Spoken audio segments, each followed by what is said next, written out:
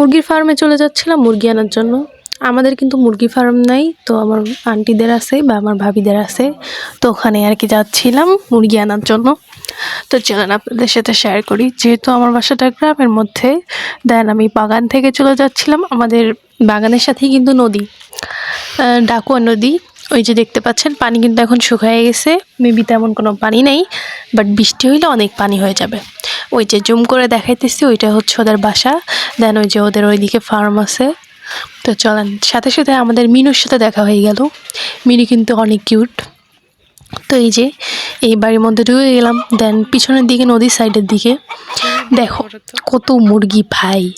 এই মুরগিগুলোই মেবি কেনার জন্য আসছি, অনেক বড় বড় মুরগি ছিল এখানে, তো এই মুরগিগুলাই কেনার জন্য আসছি। দেন আমি সাইডে ঘুরে ঘুরে দেখতেছিলাম, আমাকে দেখানো হচ্ছিল, আমি যেহেতু এদিকে তেমন একটা আসি না। দেন এই যে আহাদ আমাকে ঘুরে ঘুরে দেখাচ্ছিল, এদিকে অনেকগুলো পোলট্রির বাচ্চা আছে, আগে যেগুলো ছিল ওগুলো বিক্রি করে দেওয়া হয়েছে।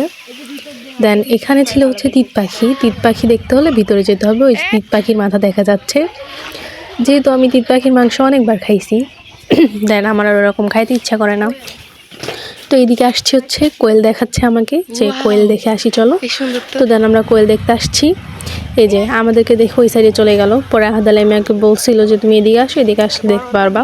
দেখেন কত কোয়েল পাখি, যেগুলো আর কি ডিপ দেয় সেগুলো হচ্ছে এই ঘরটার মধ্যে আছে।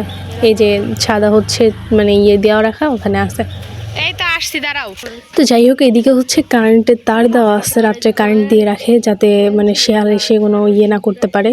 তো যাই হোক, লোকেশন বলি, এটা হচ্ছে মধুপুর ধর্মপাড়া, শেখ মানানের বাসায়। তারা নিজেই পালে, তো মুরগিগুলো যেহেতু তাদের নিজের পালা। তো যাই হোক, ভালো থাকবেন সবাই, আল্লাহ হাফেজ। আর ভিডিওটা ভালো লাগলে অবশ্যই লাইক কমেন্ট শেয়ার করবেন। ধন্যবাদ সবাইকে।